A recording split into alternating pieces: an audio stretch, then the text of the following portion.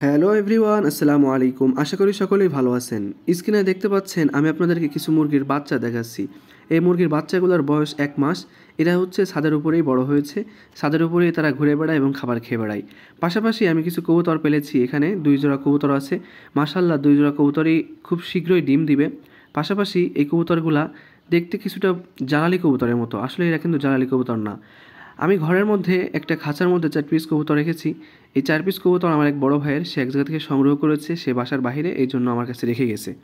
তাছাড়া আপনারা যারা আমাদের আগের ভিডিওগুলো দেখেন অবশ্যই তারা জানবেন যে আমরা ছাদের উপরে কিছু কোয়েল পাখি পেলেছিলাম। শখের বশে মূলত পালা ছিল। পাখিগুলো এখন বড় হয়ে গেছে, এই জন্য উপরে জাল দিয়ে রাখছি যাতে তারা উড়াউড়ি করতে না পারে।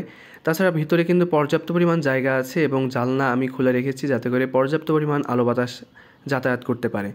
তো আমি এই কার্টুনের মধ্য থেকে খাঁচায় 10 পিস মরক কোয়েল পাখি আলাদা করে রেখেছি যাতে করে আমি এদেরকে আজকে খাবারের জন্য প্রস্তুত করতে পারি। যেহেতু এইগুলো আমার নিজের পোষা প্রাণী, এই জন্যই মূলত বাসায় আজকে 10 পিস রান্না করব।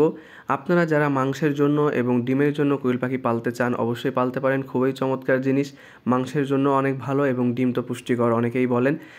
তাছাড়া ডিমগুলো কিন্তু হাড়ের জন্য খুবই উপকারী। তো আমি এখান থেকে আস্তে আস্তে পাখিগুলো সংগ্রহ করে ফেলেছি। তাছাড়া এর মধ্যে আমি একটা কথা বলে রাখি, যারা আপনারা পাখি কিনতে চান অবশ্যই খুব ভালো মানের কিছু পাখি কিনবেন। যারা ভালো খামারি আছে এবং যারা গৃহস্থ আছে তাদের কাছ থেকে কিনবেন, অবশ্যই ভালো কিছু পাবেন। একটু বেশি টাকা হলে আপনারা ভালো কিছু পাবেন। তাছাড়া আপনারা যদি বাজার থেকে পাখি কিনে থাকেন আপনারা কিন্তু লস করবেন। তো আমি অলরেডি পাখি কিন্তু সংগ্রহ করে ফেলেছি। এই খাঁচার মধ্যে 10 পিস কোয়েল পাখি আমি নিয়ে নিয়েছি। আজকে বাসায় ইনশাল্লাহ রান্না করা হবে। তো ভিডিওটি ভালো লাগলে অবশ্যই একটি লাইক করবেন এবং কমেন্ট করবেন এবং সাবস্ক্রাইব করতে কিন্তু ভুলবেন না।